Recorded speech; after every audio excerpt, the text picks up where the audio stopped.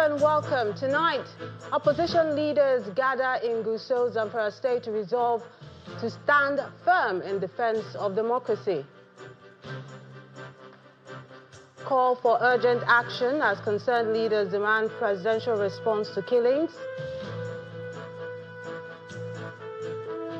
IOM commits 1.7 billion naira to aid thousands of displaced families in Benue State. Pentagon sacks intelligence chief over controversial Iran attack report. And on business, bears dominate Nigeria's stock market this week as the all-share index shares over 3,000 points, with investors selling off the cement giants. On sports news tonight, England midfielder Eberechi joins Arsenal in a deal worth $92 million from FA Cup and Community Shield champions Crystal Palace.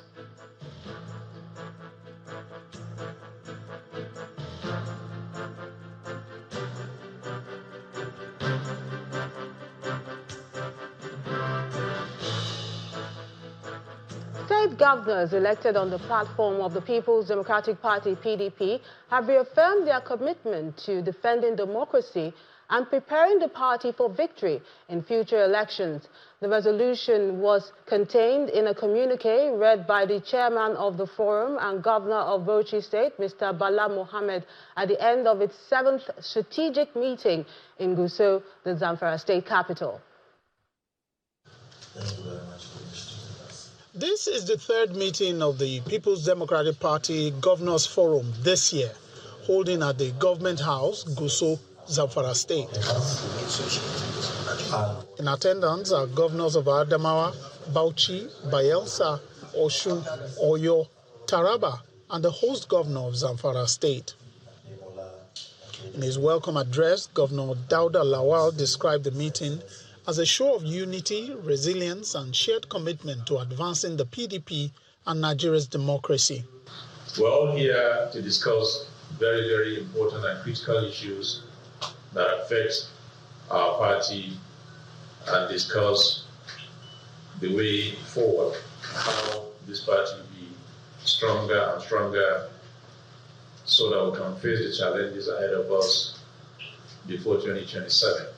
The meeting went into a closed-door session where members deliberated on key strategic issues. In a communique read after more than 2 hours of deliberations, the forum commended PDP members and supporters nationwide for their loyalty, despite what it described as intimidation and anti-democratic practices by the APC-led federal government during the last by-elections. On the forthcoming 2025 PDP National Convention, the governors reaffirmed their support for the resolutions of the July 101st NEC meeting, insisting that the November 15 convention must hold despite alleged attempts by anti-party forces to derail it. The forum urges members and supporters of our great party, as well as the entire citizenry, to hold fast to the vision and principles of the PDP in spite of the growing intimidation of the opposition by the government in power. This sad situation should only be seen as a sign of serious desperation of a political party, that is the APC, with no agenda, no vision, and which is doomed to face inevitable rejection by the masses of this country in 2027. The forum also condemned the continued killings in Katsina, Plateau, Niger, and Benue states, and urged the federal government to rise to its responsibility of protecting lives and property. But condemns the continued monstrous killings in Katsina, Plateau, Niger, Benue State, and other parts of the country, and calls on the federal government to be more responsible to the protection of lives and property of our dear citizenry. The forum condemns the over-militarization of the last Saturday by-election, characterized by widespread irregularities, vote buying, and violence, and call on Nigerians to be more circumspect in protecting their universal suffrage. The PDP governor thanked the people of Zamfara for their hospitality and commended Governor Lawal's achievements in infrastructure, health, education, and security. They also commiserated with the people of Zamfara on the passing of the Emir of Gusau and with Oyo State over the recent loss of traditional rulers. Any question? Thank you. Meanwhile, ahead of the party's November elective convention, its National Youth Leaders Forum has called for unity amongst the leadership in order to come up stronger during the 2027 general elections. Addressing journalists after a meeting at the PDP headquarters in the nation's capital, Abuja, the forum pledged its support for the National Working Committee and appealed to some of the founding fathers who have dumped the PDP to reconsider their decisions.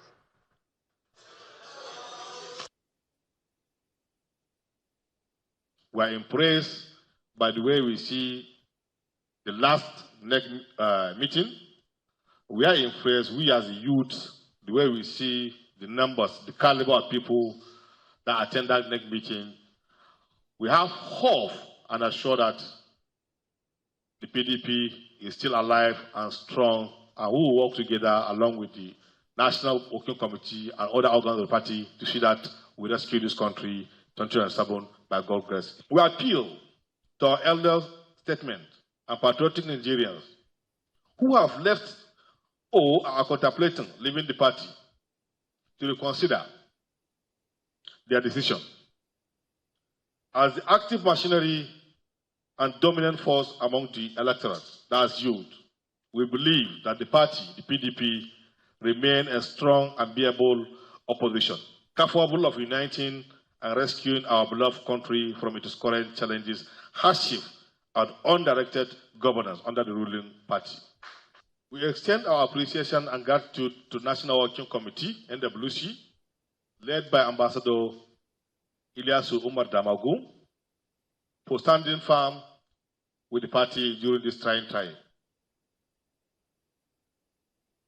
Some politicians in the North Central are asking major political parties to give their presidential slot to candidates from the region in 2027. Speaking under the auspices of North Central Renaissance Movement, the group maintained that the region has been politically marginalized despite its contributions to the peace and economy of the country. They also maintain that the North Central region plays a pivotal role in determining who emerges as the nation's president. We, the North Central Renaissance Movement, NCRM, gathered to deliberate on the future of our zone and Nigeria, hereby issue this communique to express our unwavering demand for presidential tickets from major political parties in Nigeria. The North Central Renaissance Movement, NCRM, has issued a strong and resolute statement before this moment and on several other occasions, demanding presidential tickets from major political parties in Nigeria.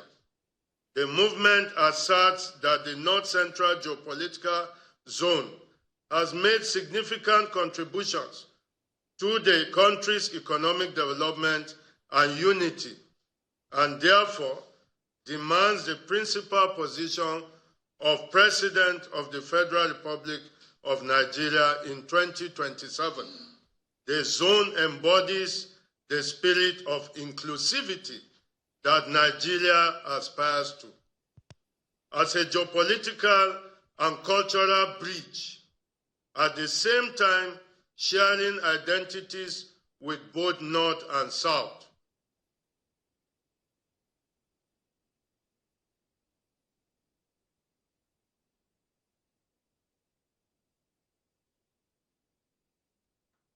From politics to security matters now, a group of youths from Kwara South Senatorial District have urged the federal and state governments to find a lasting solution to the security situation in their area. Speaking with journalists in Ilorin, the Kwara State capital, the spokesperson for the group, Mr. Ajibola Olubenga, said if attacks are not nipped in the bud, it might lead to a shortage of food items as farms have been deserted. The group also demanded an immediate and heavy deployment of military personnel into Kwara South to restore order, dislodge bandits, and secure their communities.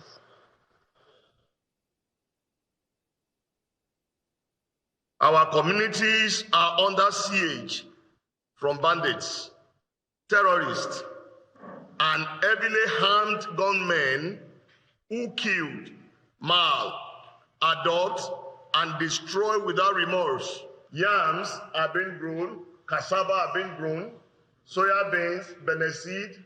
We have so many things that we grow on this land. Unfortunately, our farmers cannot access their farms any longer.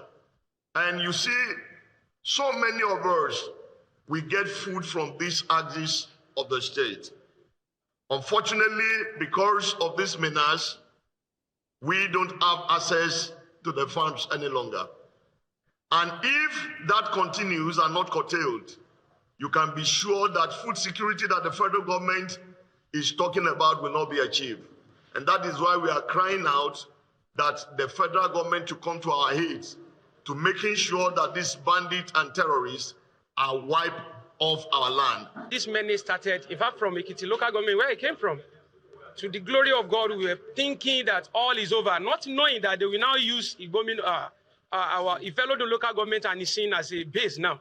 And that is why we are appealing to the state government, federal government, and every other agency to please come to our aid. Because if you are saying this note has never reached my place, what is happening to those that is happening to? On this note, we are appealing to government to please come to our aid to double their efforts. We cannot just say they are not doing anything. They are seriously working, but it is not over until it's over. And that is why this type of summit, conference is happening this morning. We are appealing to them because we have lost so many people, and it is affecting our development and everything. Many people have run out of their homes and villages. In Benue State, the International Organization for Migration, IOM, has donated 1.7 billion naira to support humanitarian relief efforts in the Awata and Naka communities of Guma and Kwara West local government areas. The donation is part of the global response to the June 2025 killings and displacement of people, which added to the escalating humanitarian crisis in Benue State. Hope is on the horizon for internally displaced persons and victims of Yelwata attack in Guma and Kwara West local government areas in Benue State, as the International Organization for Migration donates 1.7 billion naira humanitarian aid package. The IOM Deputy Director General for Operations, Ugochi Daniels, who led a delegation of United Nations agencies, UN envoys and other dignitaries on a field visit to Benue State, says the relief package is being funded by the European Union. Today, I'm very pleased to announce, with much appreciation to the European Union, new funding of $1.1 million, which is 1.7 billion naira. And then in December, we will also launch a new initiative funded by the IOM Development Fund that is focused on reducing the risk of gender-based violence. Governor Hyacinth Elea, in his remarks, appealed for more support from development partners to complement ongoing efforts aimed at returning displaced persons to their ancestral homes. My dream was to see a day when every internally displaced person will return to their ancestral home. And this tall dream remains one of my priorities, and I and the government of Benue State are engaging all parties, including the federal government of Nigeria, under the visionary leadership of President Bola Ahmed Tinubu. The delegation then proceed to commission a water project in Otese IDP camp.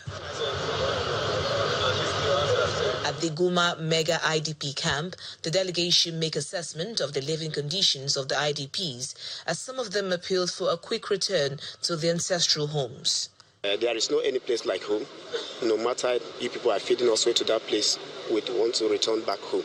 Because we are farmers, it's through the farm work we do to pay our children's school fees and so many things. For the displaced families, the renewed assurances by the International Organization for Migration and the Benue State government rekindles hope of their return to their long-lost homes due to herdsmen attacks. In part two, after the break, the Chief Judge of Kaduna State, Justice Mohammed Aliyu, advocates the need for the reform of the criminal justice system, says that to help in the speedy and transparent dispensation of cases. That's in a moment. Join us again.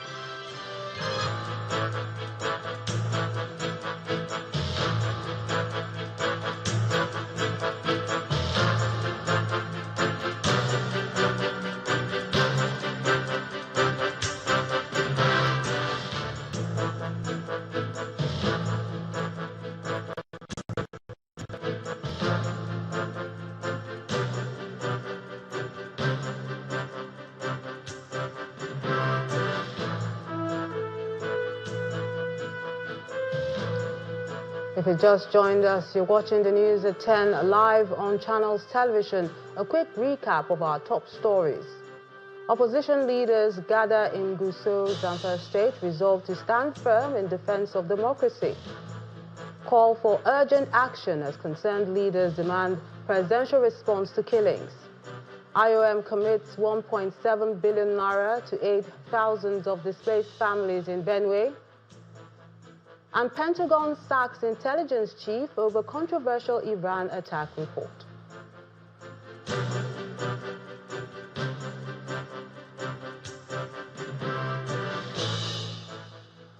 A group of concerned Nigerian leaders have asked President Bola Tinubu to create a presidential task force on national security to stop the continuous killings, banditry, terrorism, and all forms of crime across the country.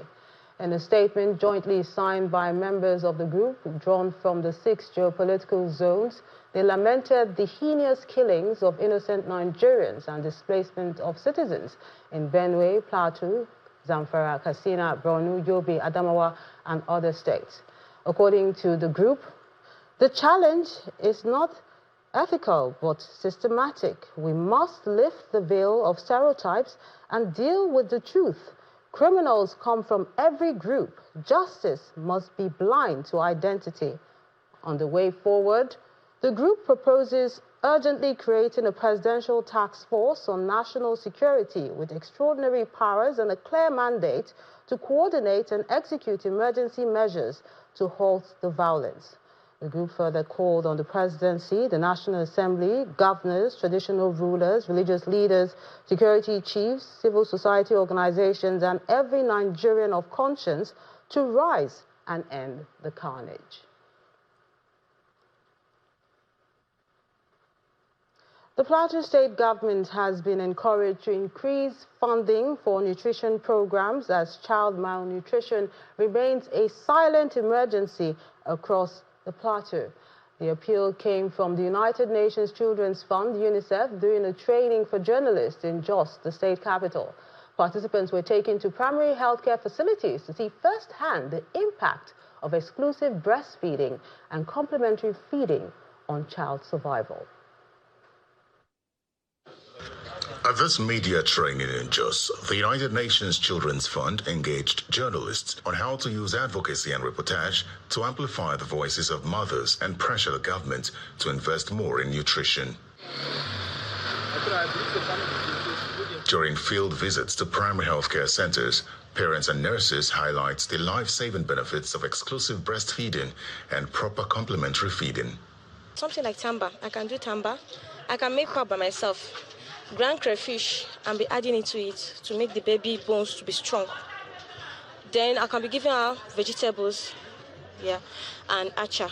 The exclusive breastfeeding and then the supplementary, giving him what I've just mentioned earlier, is far cheaper and safer, if I will say that, because I make it myself. I know the procedures and then I know the hygiene. UNICEF reveals that malnutrition is robbing Plateau children of their future. Figures show that about 1 in 3 children in Nigeria under 5 are stunted, while nearly 2 million suffer severe acute malnutrition nationwide. Plateau is not exempt, as rise in food costs and poor access to nutrition services puts children at risk. 3% in Plateau State. So you can see why we say children in Plateau State are suffering from food poverty. Yes, this is one of the food baskets of Nigeria. And for vitamin A supplementation, only 56% of the children receive vitamin A. You know, vitamin A helps to build immunity and also helps to prevent measles. Health workers also say they are teaching mothers the importance of exclusive breastfeeding in the first 6 months and how to gradually introduce locally available diverse foods afterwards to support children's growth and immunity. We advise them to use the locally things around them, which is cheaper for them to remove a huge amount of money to go and buy. Let them use the locally food that is around them. With exclusive breastfeeding rates improving nationally. The Chief Judge of Kaduna State, Justice Muhammad Aliyu, has emphasized the need for a uniform implementation of the administration of the Criminal Justice Act and the criminal justice laws in the country, noting that such reforms will help in the speedy and transparent dispensation of cases that are piling up in various courts. He made this known in Kaduna State at a conference on the national minimum standards for the effective implementation of the Administration of Criminal Justice Act and the criminal justice laws, organized by the Center for Social Legal Studies, CSLS. The purpose of this forum, which brings together a variety of stakeholders in the judicial sector, is to discuss with state and civil society organizations and understand better how to implement the National Minimum Standard document from the Federal Ministry of Justice. The conference is organized by the Center for Social Legal Studies and seeks to create a benchmark in the administration of the Criminal Justice Act by ensuring that there is uniformity in its implementation. Today's gathering provides an opportunity for stakeholders from across the criminal justice spectrum to engage with, dissect, and reflect on the provisions of the National Minimum Standards document, with a view to deepening understanding and fostering a shared commitment to its effective implementation. The National Minimum Standards will serve as a unified framework to drive uniformity and efficiency in the implementation of these laws. Speaking at the event, the Chief Judge of Kaduna State describes the launch of the Administration of Criminal Justice National Minimum Standard document as a crucial step towards realizing the full potentials of the Administration of Criminal Justice Act and criminal justice laws in various states, underscoring its relevance in guiding judges, prosecutors, and other justice sector actors. The National Minimum Standard will guide judges, prosecutors, defense attorneys, law enforcement officers, and other justice sector actors, ensuring consistency and uniformity in applying the law. Establishing consistent guidelines would enhance criminal justice processes efficiency, transparency, and effectiveness nationwide. During the conference, factors militating against speedy dispensation of cases come to the fore, but stakeholders believe such challenges are surmountable through effective implementation of the new legal reforms. So that is the essence of the ACJL and the ACJ. These laws were made to help resolve the problems that we have been having before the advent of these laws.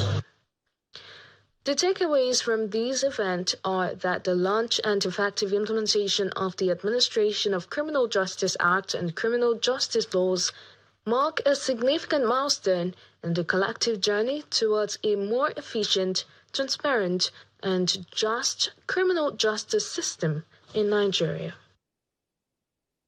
Teachers from across Lagos State took to the streets ahead of what is expected to be one of the largest gatherings of educators in the world. The Work for Teachers movement was a demonstration of unity and an urgent call for recognition for the teaching profession ahead of the Teachers' Conference tagged Let There Be Teachers. Beneath the rising sun, a sea of placards rises as teachers from around Lagos State walk shoulder to shoulder. The chants from the takeoff point at the National Stadium Surulere to Tafawa Balewa Square are loud, and the message is clear: teachers matter.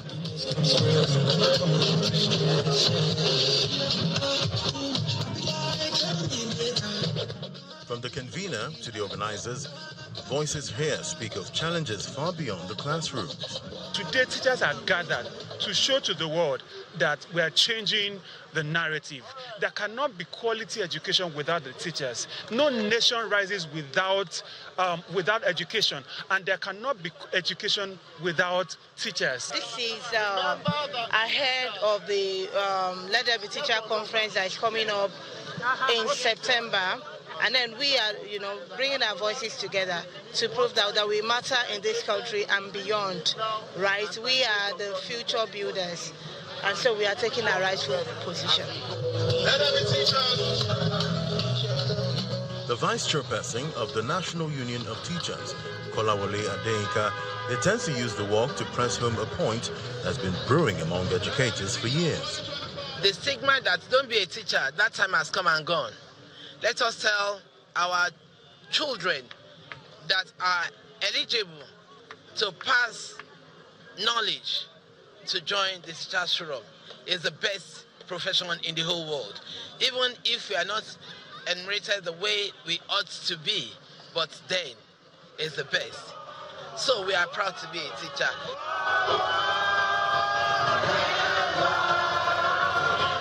For teachers here, the day is not about a single solution, but about visibility, solidarity, and momentum for change. Teachers want a better condition of service, health allowance, leave allowance, and several other things that people in other professions, look up to. They say teachers are teaching is the mother of all profession, right? And so I think mothers should enjoy, as children also enjoying it. We really want to make a change in the education space. We're starting first in Nigeria, and hopefully we'll have that ripple effect beyond Nigeria as well. And then for this particular work, this is one of our sets of many rollout.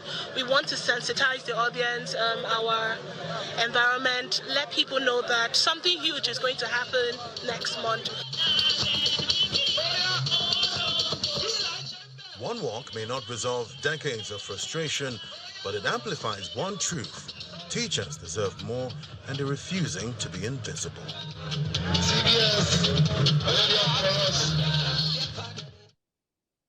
Still ahead on the news at 10, bears dominate Nigeria's stock market this week as the all-share index sheds over 3,000 points as investors sell off the cement giants. That's on Business News. Do join us again.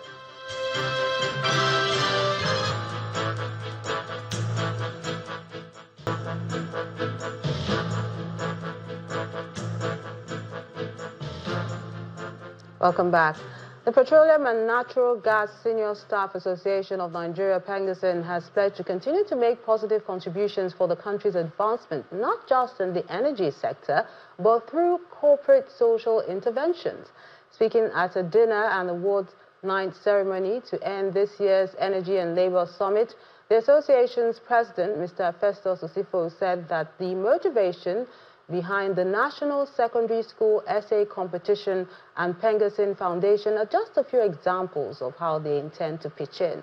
Our correspondent, Dele Omoyeni, has this report. The annual PENGASSN Energy and Labour Summit is ending with a traditional dinner and awards night.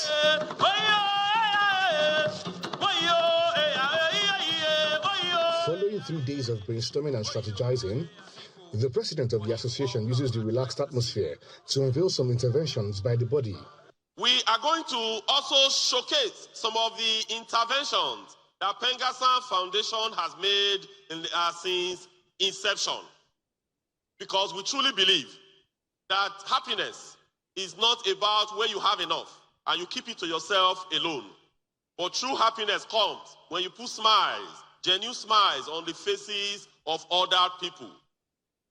In fact, when you watch the video that will be unveiled very soon, you are going to see how Nigerians are truly passing through excruciating conditions. We have had people in hospitals that they've been in hospitals, they went to the hospital, they were treated. When they were discharged, there was no money for them to pay hospital bills. Winners of the annual Pengassan National Essay Competition are also unveiled. The sum of 1 million naira. Congratulations. First runner-up, Pengassan 4th edition of our National Essay Competition 2025. The JSS1 category winner has emerged for 2025. Enjoy the moment. Give them one more round of applause, ladies and gentlemen, please. Thank you very much. Thank you, President. Thank you. Some of the students speak about the competition. The first topic we wrote on was, can local industries help improve life in local communities? I said yes, because oil is one of the most important natural resources we have in our world today. And upon though Nigeria have a lot of oil, we still have many communities with bad roads, no electricity, no jobs. One of the main reasons for this is because we don't refine our oil locally. We went through a series of 3 essay competitions relating to oil and gas. The first one was revitalizing Nigeria's oil and gas sector. The second one was about establishing local refineries in Nigeria. And the last one was the history of exploration in Nigeria. I would like to commend Pengassan for picking these topics because they made us to brainstorm properly and then increase our creativity. As this year's edition comes to a close, the communique of its deliberations is expected to be released soon to stakeholders in the energy sector. Daily Omoyeni, Channels Television News.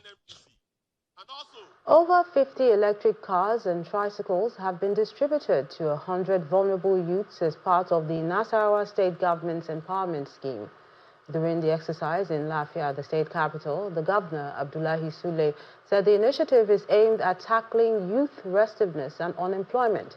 He added that more vehicles will be distributed as the government plans to extend such initiatives to other parts of the state. The idea actually is to see how we can empower our youth so that they can begin to run this as a business.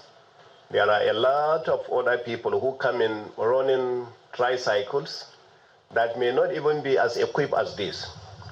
These tricycles we have are not using either CNG or any kind of fuel.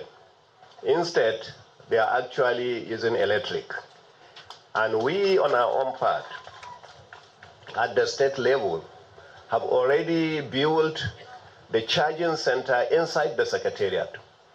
So all of these vehicles are going to be getting charged right inside the secretariat. And we intend to build all these charging stations, at the 3 major locations at the moment. Lafia, Akwanga, and Kefi. That way the distribution will be carried out in that order. It doesn't take us much to construct these units.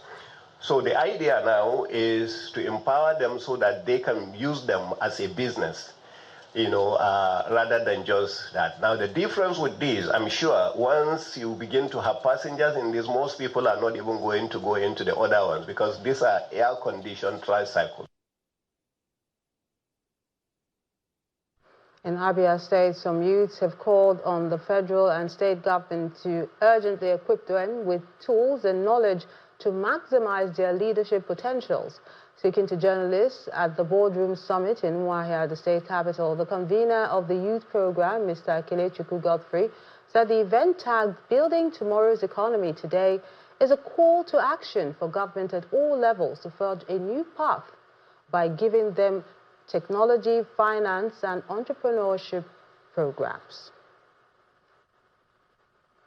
We'll move now to Delta State, where the government has discovered an unregistered hospital allegedly operated by a quack in Udu local government area. Leading the team, the executive assistant to the governor on health monitoring, Dr. Awuno Alexander, says the facility is run by a biochemist with wards and an operating theatre, but in an unconducive environment for medical practice. During the operation, babies were discovered inside the facility, raising suspicion that it might just also be used as a baby factory.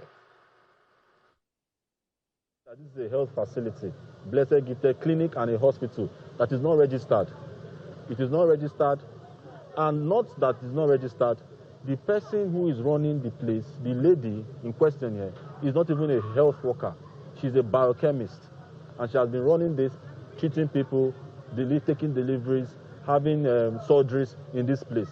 Good to note is that there is no doctor even working there. So most of the things that she does it on her own. When she was arrested yesterday, they saw her bleeding a patient, trying to bleed a patient for maybe for transfusion to another patient to sell the blood. And also a very important discovery. When they got there yesterday, they saw babies, little babies, less than 3-4 months, about 4 of them. She could not account for the parents of these children. She couldn't account for the parents. So the information gathered around actually pointed out that she is running also a baby factory in this facility. The Edo State government's recent decision to ban the activities of all transport unions across the state has continued to generate reactions from stakeholders. Some commercial bus drivers in Benin City, the state capital, say the move is long overdue, adding that government should ensure compliance to the directive. At the Central Park in Obakawaye, Benin City, it is business as usual for commercial bus drivers with a sense of relief following the Edo State government's decision to ban road transport unions indefinitely. Many drivers here welcomed the ban, alleging that the unions had subjected them to years of multiple levies and arbitrary extortion. The whole driver in Edo State, they are very happy, I do understand, because the whole time for Agbero, it's short, we hear them. The whole driver hear them. I do understand point now. This ticket of 18, every day, 1,006, of which driver can never save 500 naira. Look at our vehicles are old. Roads are very bad. But we still pay our revenues. But they add problem to us. So we are very happy. We are praising Okpeburu. If they can follow it up with what they just started now, we will be very happy with the drivers. Now we don't work. We come here and we'll be here since 5 o'clock or so we can go to Lotto tree. Just imagine that. But today is just only 1 tree. I'm praying, make this rain off for it's only 1 tree. However, there's a call for the state government to ensure that all commercial buses operate strictly from the Central Park to maintain order and sanity.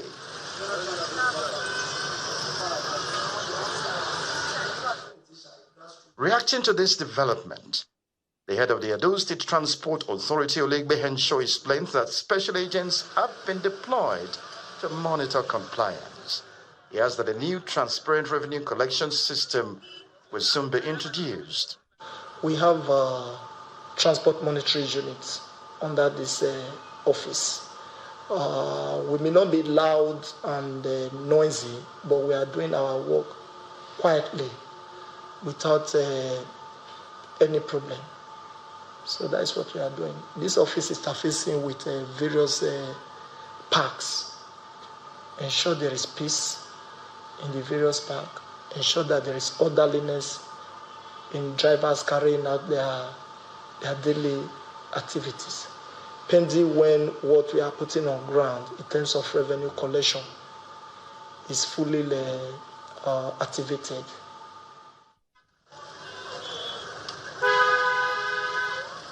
The Edo State government says enforcement of the ban will continue while it works on implementing a centralized revenue collection system designed to curb illegal levies and ensure transparency in the transport sector. In Indigents of some communities in Imo and Abia State are calling on the federal government to urgently mobilize contractors back to site in order to complete an abandoned project. They lamented that the deplorable state of the road has brought untold hardship to residents and commuters while making access between both states difficult. Our correspondent, Eitope Kutei, has this report. Driving through the 21-kilometer Achingali, Obizi, Udo, Umuwanwa, Ubakawa Federal Road, linking Imo and Abia State, the initial stretch appears smooth and motorable, but the story changes after the first 14.3 kilometers, as the remaining 6.7 kilometers are in deplorable condition.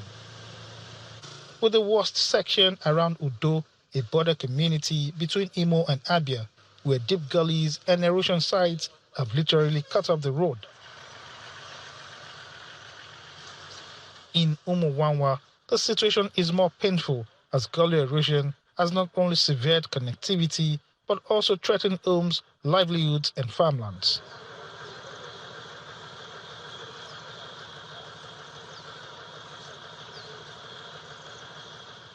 Villagers recall that the project, which commenced in 2021 under the Sukuk funding of the federal government, has since been abandoned. This road cannot link Mbise properly because the area is very, very bad. From here to the river is impassable. Even though people manage to use it, very bad, very extremely bad.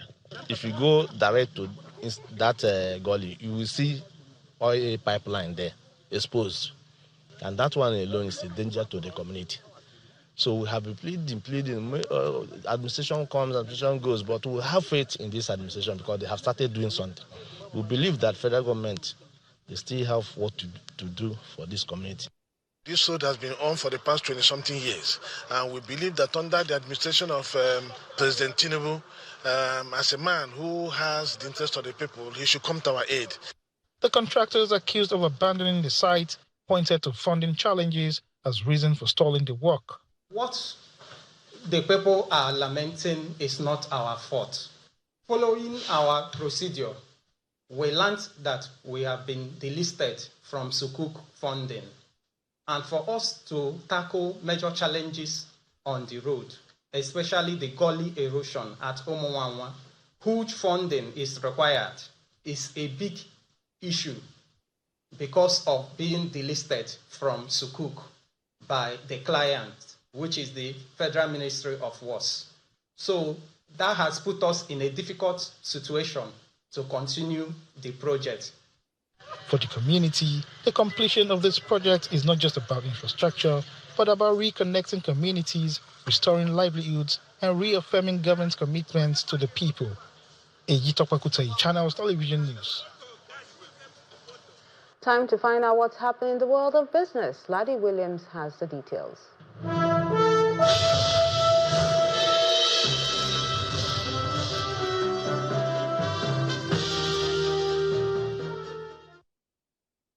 Thanks, Melinda. Well, the Nigerian National Petroleum Company Limited and a group of upstream gas suppliers have entered into a long-term gas supply agreement with Nigeria's LNG, that's the LNG Limited, for the provision of 1.29 billion standard cubic feet per day of feed gas. The 20-year agreements signed in Abuja are expected to close Nigeria's prolonged supply gaps, boost domestic gas availability, and underpin the federal government's energy transition and economic reform agenda. Industry leaders hail the development as a game changer for energy security, industrialization, and the nation's role in the global gas market. Meanwhile, in the global oil market, prices steadied in the final trading day of the week amid uncertainty surrounding a potential peace deal between Russia and Ukraine, with prices gaining on the week for the first time in 3 weeks. Brent crude futures settled up 6 cents, about $67.73 a barrel, while West Texas Intermediate crude futures settled up 14% at $63.66 a barrel. Both contracts gained more than 1% in the previous session. For the week, Brent gained 2.9%, while WTI rose 1.4%. All right, let's look at investing now. The market crash of 2008 and 2009 in Nigeria still remains fresh in the minds of most investors, with some expecting it to happen again. But according to Mr. Kurfi Garba, Managing Director and Chief Executive Officer, APT Securities Limited, he doesn't see another 2008-2009 crash style happening again in Nigeria's market, as it has matured since then. He made the comments on capital market earlier today. Take a listen. So we have more diversification in the market, and we have more other market to play. You can go to NSE, you can go to FX market, and all this constitute to the market. So it gives the investors opportunity to diversify, and that shedding the risk. Therefore, the likely crash we experienced in 2008 is not likely going to happen. And most of our stocks are trading within the fair value. For a market to crash, the PE ratio should be 20 and above. I'm telling you today, most of the stocks are trading in less than 10 PE ratio, so they are grossly undervalued. The very few ones that have a PE ratio of 20 and above, they are taking their correction, and within no time, they will get correction without people feeling, because most of the investors play the penny stock. If you look at the big stock, the telecom, the cement, they are all reading above 100 naira. And these, for you to even change the price, you need to trade 100,000 units. So in most cases, you need institutional investors to play that market, not retail investors. So the retail investors are playing less in the highly capitalized stock, and that will make less for bringing the market down. And the Director General of the Securities and Exchange Commission, Dr. Momotimi Agama, has underscored accountability and transparency as vital pillars for restoring and strengthening investor confidence in Nigeria's capital market. While speaking at a stakeholder engagement on internal control over financial reporting in Abuja, Dr. Agama said robust disclosure practices and effective governance mechanisms are essential to ensuring market integrity, boosting trust, and sustaining investor interests, particularly in light of recent reforms under the newly enacted Investment and Securities Act, ISA 2025. Well, let's get a check on how your money performed this week. The Nigerian equities was making 7 down from the previous week, but value increased to 107.4 billion naira, even as the total number of deals fell to about 152,965. Across the sectors, performance was mostly negative. Industrial goods led the losers with a steep 8.42% decline, followed by insurance, which dropped 4.17%, and banking down by 3.48%, and oil and gas by 0.84%. On the positive side, consumer goods gained 0.83%.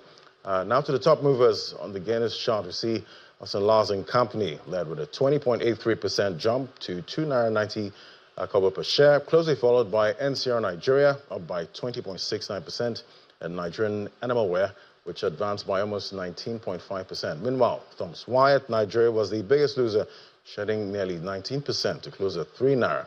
NEM Insurance dropped by 18.5%, while Stanbic IBTC Holdings fell over 15%. For traded stocks, Universal Insurance, Zenith Bank, and FCMB were the most traded stocks by volume. And on the flip side, the NSE OTC Securities Exchange closed the week positive as the NSI climbed 1.45% to 3,639 points, while market capitalization that hit 2.18 trillion naira.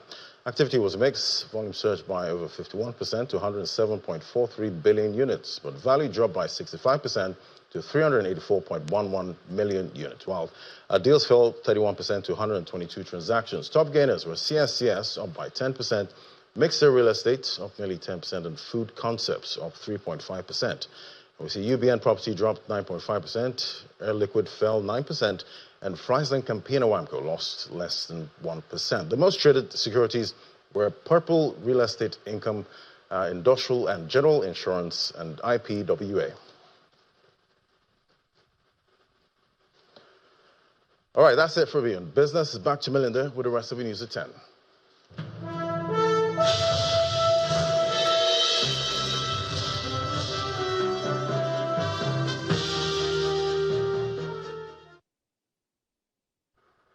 Many thanks, Ladi. And for the latest from the world of sports, here's Kelly Egiga.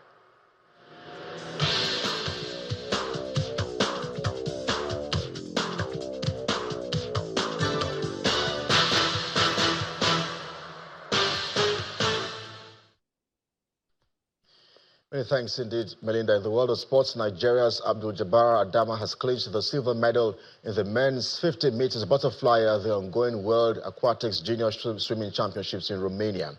Adama touched the wall at 23.64 seconds, a performance that not only earned him second place on the global stage, but also marked Nigeria's first ever medal in world swimming history. In March, Adama stunned the continent at the Africa Junior Swimming Championships in Cairo, Egypt, where he won 3 gold medals, 1 bronze, and set multiple records, including a new African junior record in the 50 meters freestyle.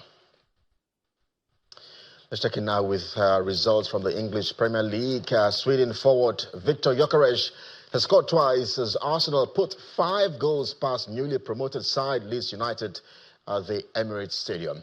A new-look Manchester City showed familiar frailties as Tottenham Hotspur strode to a 2-0 win at the Etihad. A defected Marcus Tavernier's strike was enough to earn Bournemouth their first win of the season and Wolverhampton Wanderers to a second straight defeat. Burkina Faso's forward Dango Ouattara scored on his Brentford debut as the Bees earned their first win of the season with a gritty performance against Aston Villa. Josh Cullen and Jadon Anthony were on target as Burnley defeated Sunderland 2-0 in a battle of 2 newly promoted sides at Turf Moor.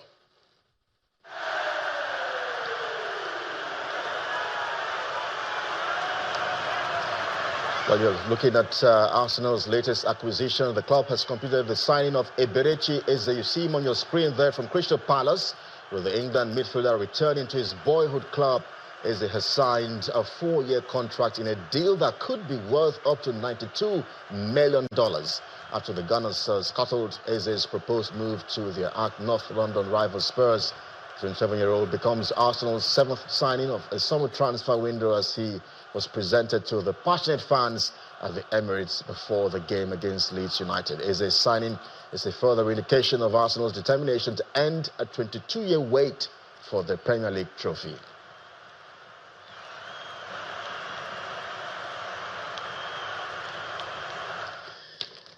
And he sure does add a lot of creativity to that Arsenal squad. But tennis gets our attention next night. Has been more than a decade since the US Open had a repeat women's champion, but women's world #1, Arena. Well, of course, ideally, I would love to finish the season with the Grand Slam and world #1. But I think if this goal not going to be achieved, I'll still think that this season been really amazing for me. And all of those tough lessons that I learned this season only going to make me stronger for the next one.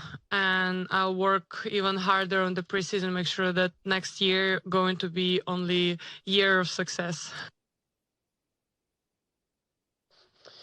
And that's your Sports News Tonight. I am Kelly Egiga. It's back to Melinda.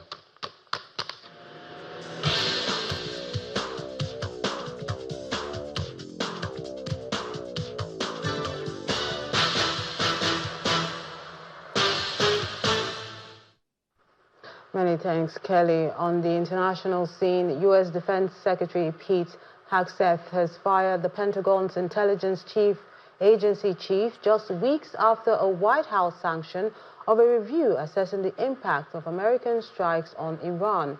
In a statement, the Pentagon said Lieutenant General Jeffrey Cruz will no longer serve as head of the U.S. Defense Intelligence Agency, DIA, alongside 2 other senior military commanders who have also been ousted by the Pentagon. The Defense Department has not offered any immediate explanation on the firing.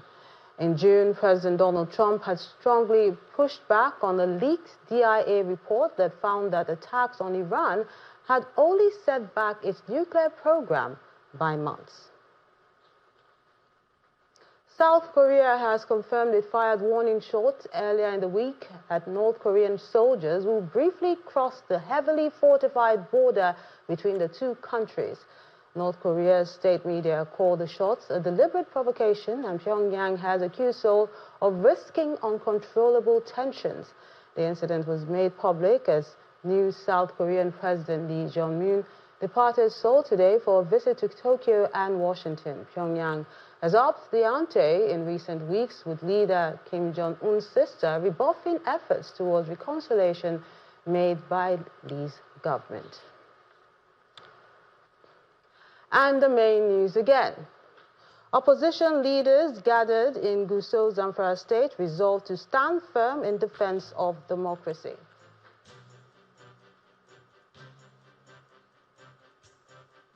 That's the news at 10 tonight. I'm Melinda Kilami on behalf of the team. Good night.